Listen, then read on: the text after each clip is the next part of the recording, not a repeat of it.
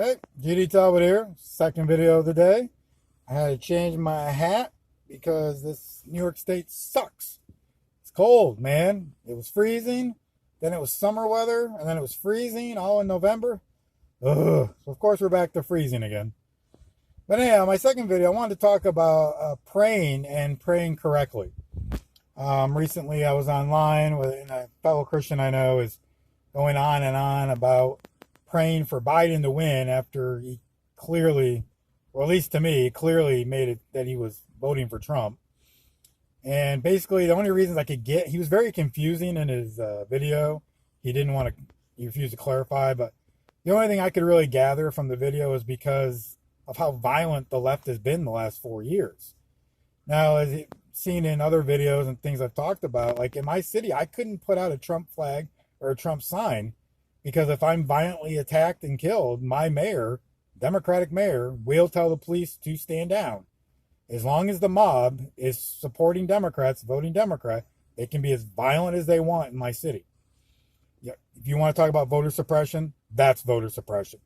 When you cannot openly support your candidate without fear of being injured and your government, local government will not protect you, that's voter suppression. Anyhow, I'm off topic. Going back to what he was saying. He was praying for Biden to win. And from what I said, what I gathered was because of the left acting so insane over the last 4 years and so violent that maybe I guess his point was that maybe by doing this, they'll stop being violent. I'm not sure why he thinks treating spoiled, entitled people, giving them what they want, will make them stop acting spoiled, entitled. I really did not fully understand what he was trying to get at. But the point is, he knows that if Biden gets in the office, there will be a massive push for Christians to pay in their taxes for abortion. That Christians will be forced to support non-Christian values or else. Side note, Harris released a video 24 hours before election night about how she's a communist and supports communism. Like, yeah, that's not going to help Christians or anybody out at all. But for you to pray, when somebody comes out and says, you need to pray for this person so they can do evil or do things, at the very least, you could say, if you disagree with me, you could say is non-Christian values. That's not really like massively controversial at all because they have non-Christian values. They want non-Christian values in our politics.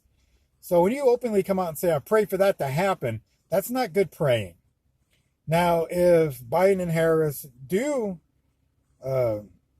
become elected and go into the White House, they won't, because, another side note, Biden is not the president-elect. The only way for him to be a president-elect is for Trump to either concede or the Electoral College sits down, votes, and he wins it. That's the only way he becomes the president-elect. So if Biden and Harris do win and go into the White House, I will openly pray for them to make good decisions for all American people, that I want them to do good for the country, that I want things to work out, well for my country. I'm a citizen. I live here. I want good things. I want my politicians to do good things, even when I don't vote for them. But I don't openly vote, I will never vote for him to be elected. I disagree with almost, 99% of his policies when he actually talks about policies. Like when you say, I openly want to pray for somebody to become elected when I disagree with their policies and you think their policies are against your religion values, there's something wrong here. So I just want to point this out. If you're going to pray, pray correctly. We are Christians. We pray for our enemies. People say they hate me, called me a non-colored with little black babies, told me I did not have a right to have little black babies, should die for marrying a black woman, and things like that. I never pray for bad things to happen to them. I don't pray for them to continue doing bad things when I know they're doing bad things. I pray for goodness and holiness and wonderfulness for them because I don't want anybody to ever suffer. It was just like Ruth from the Supreme Court died. People are saying she's in heaven. And I said, I'm very sad because I don't think she's in heaven. And I hope and pray I'm wrong because I don't want anybody to be in hell. It's horrible. But again, point of the video, I hope this comes through clearly. Pray correctly. If you pray for people to get somewhere to do things you think are wrong, that's not praying correctly. if they do get in the position and you think they're going to do things wrong, praying that they make good decisions that will benefit all of us, like, a politician getting into office, praying that they will make decisions that will be good for all of us is great. Praying, thinking that they're your enemy and praying, I hope goodness and wonder, just wonderful things happen for you to make your life better, because I don't want my enemies to suffer. My enemies want me to suffer. I don't want them to suffer. That's a very hardcore Christian value. So that's okay. Praying, I hope they get in so people will stop being violent, is not good praying. It's when you give in to the mob keeps going. So I understand it's a pretty controversial video. If you agree or disagree, go ahead, leave a comment. I don't care. Just remember, we pray for goodness and wonderfulness. We don't pray for bad people to do bad things. So maybe somehow bad plus bad equals good.